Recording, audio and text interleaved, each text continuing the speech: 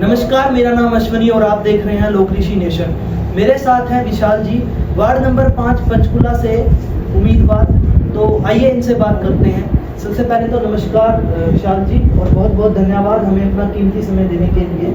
तो विशाल जी, सबसे पहले तो जनता को आप अपना इंट्रोडक्शन दीजिए। मैं जी विशाल बुटेजा 15 सेक्टर में रहता हूँ जी। मैं 5 नंबर वार्ड से इस बारी आम आदमी पार्टी से उम्मीदवार खड़ा हूँ, क्योंकि यहाँ की जो सी जनता है उन्होंने मेरे को उम्मीदवार खड़ा करा है, क्योंकि वो भाजपा की सरकार से दुखी हो चुकी है और वो कह रही है भाजपा की सरकार को अपन ने बाहर करना है और आम आदमी पार्टी की सरकार आनी है और विशाल बुटेजा को इस बारी जिताना और 15 के काम करवाने हैं। विशाल जी, वार्ड नंबर 5 से जो पूर्व पार्षद रहे, उनके कार्यकाल को आप किस तरह देखते हैं और कौन कौन सी कमियां उनके कार्यकाल में आई और आप उन कमियों को कैसे पूरे करेंगे? उनके कार्यकाल में जी कुछ हुआ ही नहीं। कमियों की तो जी आप बहुत दूर की बात कर रहे हैं। उनका कार्यकाल 5 साल का कार्यकाल सिर्फ पैसे खाने का कार्यकाल है उनका, और कोई कार्यकाल नहीं है। जो हमारा 5 साल का अगला कार्यकाल रहेगा उसमें हम 15 की जनता को मिलेंगे।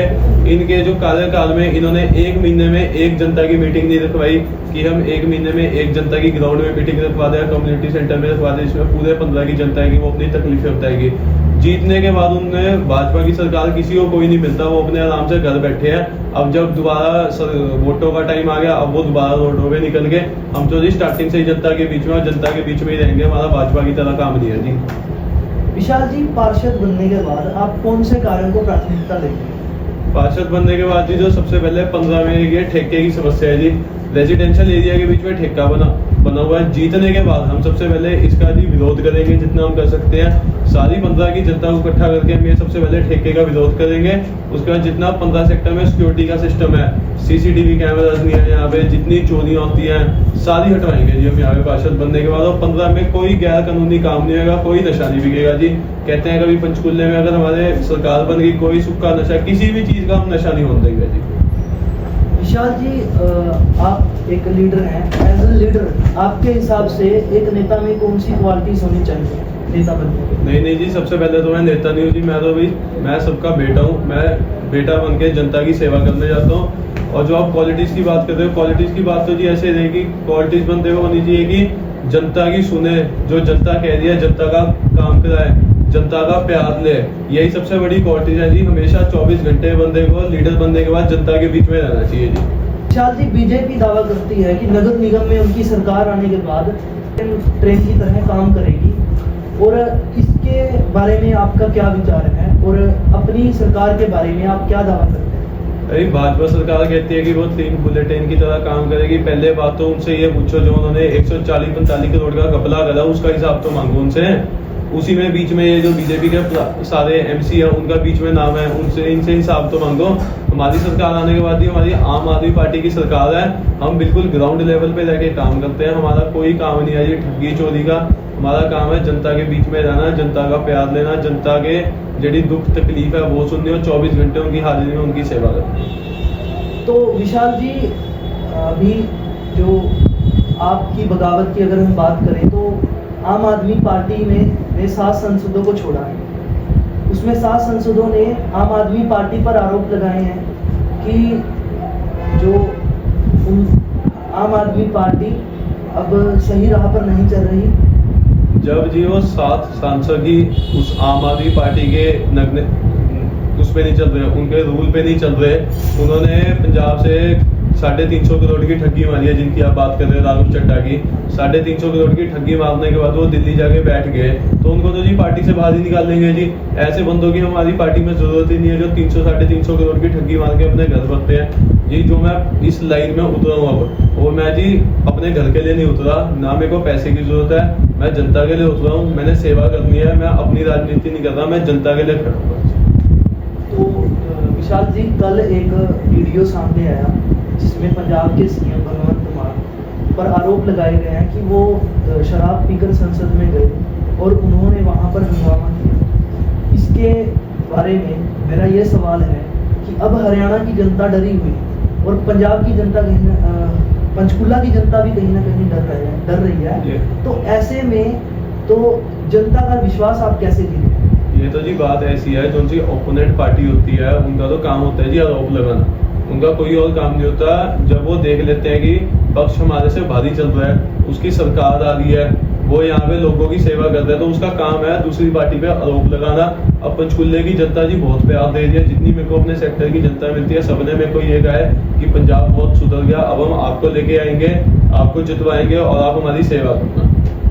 तो कोई डर नहीं है जी पंचकुला की जनता में। पंचकुला की जनता में सिर्फ भाजपा सरकार को लेकर डर है और किसी पार्टी को लेकर डर नहीं है, कांग्रेस की सरकार को। क्योंकि कांग्रेस की सरकार ने 70 साल जी यहाँ पे राज करा, राज करने के बाद उन्होंने कुछ नहीं करा जी, ठगी चोरी करी।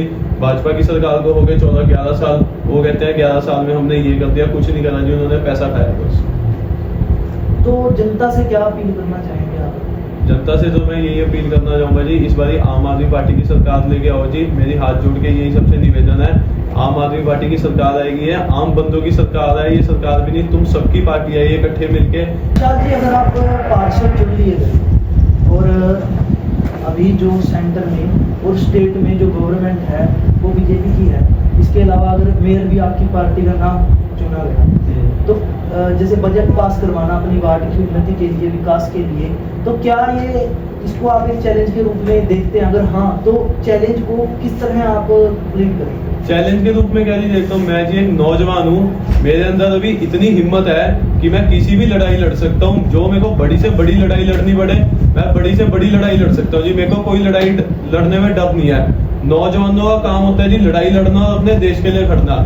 जेड़ा नौजवान लड़ाई नहीं लड़ सकता, अपने देश के लिए नहीं खड़ सकता, उस चीज उसका यहाँ पे क्या महत्व है रहने का, मेरे को अभी बताओ जी।